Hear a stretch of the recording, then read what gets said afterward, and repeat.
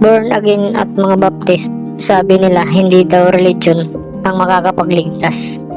Katangahan ho yun. Ibig sabihin mga kaibigan, pagkatangahan, kakulangan ng kaalaman, hindi ho yan pagmumura. E paano ho natin masasabi na hindi makapagligtas ang religion? Yung religion po ay pagsamba sa Diyos yan. Ibig niyang sabihin ng mga born again, mga Baptist, kahit hindi sumasamba sa Diyos, maliligtas. Hindi pwede. Hindi ganun. Ang pinatutungkol lang kasi ng mga born again at Baptist na religion ay yung mga samahan. Di ba maraming religion niya yun? Yun ang sinasabi nila na hindi daw makapagligtas. Ay natural, pagkapiki na religion, hindi talaga. Pero ang tunay na religion, itinuro ng Panginoon Jesucristo, samahan ng mga tunay na Kristiyano, ay makapagligtas yun. Ibig sabihin ng mga born again at mga Baptist, yung samahan ng mga apostol, hindi makapagligtas yun. Ay ba't pa sila nagsama-sama doon kung hindi sila maliligtas? Ay yun ang samahan na itinuro ng Panginoon Jesucristo yung samahan ng mga apostol Ano ba, samahan ng mga apostol?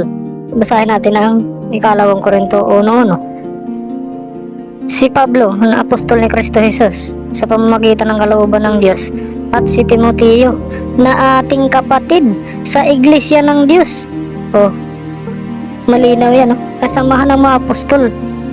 Magkakapatid sila sa iglesia ng Diyos. Yan ang samahan nila.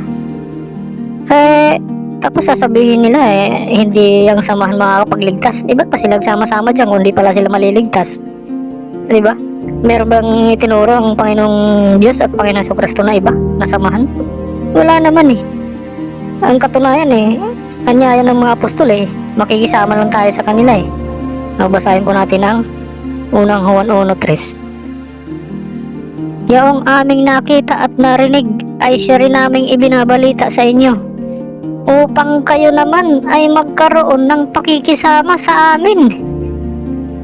Oo, at tayo may pakikisama sa Ama at sa kanyang anak na si Jesucristo.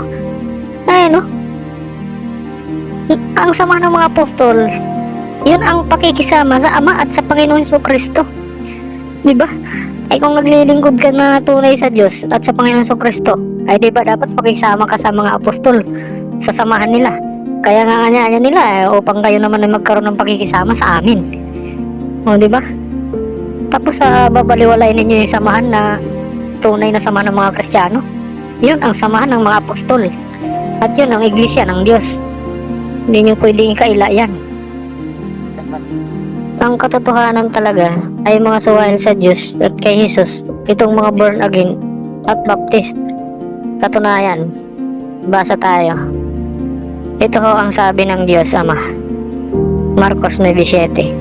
At dumating ang isang alapaap na sa kanila ay lumilim, at may isang tinig na nanggaling sa alapaap. Yun ang sabi ng Diyos Ito ang sinisinta kong anak, ang Panginoon Jesucristo siya ang inyong pakinggan. Nang malinaw ang sabi ng Panginoong Diyos Ama, ang pakikinggan ang kanyang anak, ang ating Panginoong Jesucristo, di ba? Hindi naman niya nakinig yung mga born again yan, mga Baptist Katunayan, pati sa Panginoong Jesucristo hindi sila nakinig Basahin natin Juan 12:26. Kung ang sino mang tao ay naglilingkod sa akin, sabi ng Panginoon Jesucristo, ay sumunod sa akin, at kung saan ako naroroon, ay doon ang lingkod ko. Diba, maliwanag ang sabi ng Panginoon Jesucristo. Yung lingkod niya, nandun yun kung nasaan ang Panginoon Jesucristo. Meron kasi siyang kinaroroonan ang Panginoon Jesucristo, na dapat nandun din ang mga lingkod niya. Ngayon ang tanong, saan ba naroroon ang Panginoon Jesucristo? Diba? Itong mga born again, hindi yan sumunod tsaka mga Baptist, hindi yan sumunod sa Panginoon Jesucristo kung saan siya nandoon. Saan ba naroroon ang Panginoon Jesucristo? Basahin natin kung saan ang kinaroroonan niya. Hebreo 3:1. Kaya mga banal na kapatid, mga may bahagi sa pagtawag ng kalangitan, inyong isipin ang apostol at dakilang saserdote na ating kinikilala, si Jesus, Si Jesus pala ay dakilang saserdote. Nasaan bang kinaroroonan ng dakilang saserdote na ito, ang Panginoon Kristo? Saan siya naroon? Basahin natin ang Hebreo 10:21. At yamang may isang dakilang saserdote na pangulo sa bahay ng Diyos. Ayan ang maliwanag. Ang Panginoon Kristo pala na dakilang saserdote ay pangulo sa bahay ng Diyos. Yan ang kinaroroonan niya. Nasa bahay ng Diyos, di ba? Yan ang maliwanag. Nandyan siya sa bahay ng Diyos. Dapat ang lingkod niya nandyan din sa bahay ng Diyos. Alin yung bahay ng Diyos na yan na kinaroroonan ng Panginoon Kristo? Basahin po natin ang 1 Timoteo 3:15. Ngunit kung ako'y magluwat ng mahabang panahon ay upang malaman mo kung paano ang dapat sa mga tao na ugaliin nila sa bahay ng Diyos na siyang iglesia ng Diyos. Ngayon pong maliwanag. Ang bahay ng Diyos pala na kinaroroonan ng ating Panginoon Kristo ay iglesia ng Diyos, na nandyan din po ang mga lingkod ng Panginoon Kristo nasa iglesia ng Diyos. Yan ang maliwanag.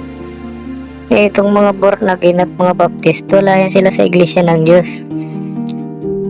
Kaya peking Kristiyano ang mga yan, diba? Mga suwail ngayon hindi sumunod sa Diyos Ama, na ang sabi na niya ay si Kristo na pakikinggan, at ang sabi naman ng ating Panginoon Kristo na ang lingkod niya ay sumunod sa Kanya, di ba?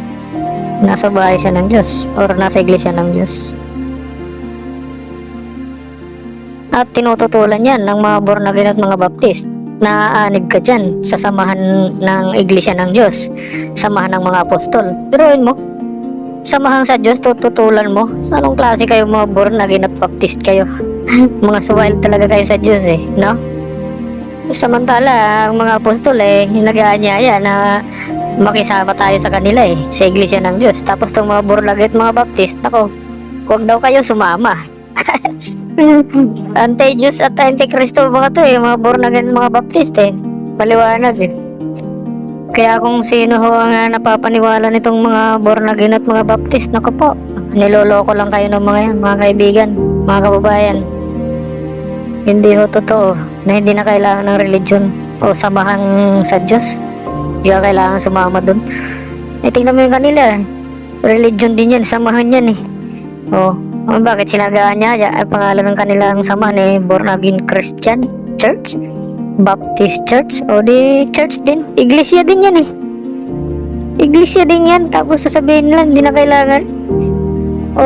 Bakit kami sasama sa inyo kung hindi na pala kailangan? Huwag na ho kayo sumama dyan, hindi na pala kailangan sabi nila niloloko lang kayo dyan. Naku po.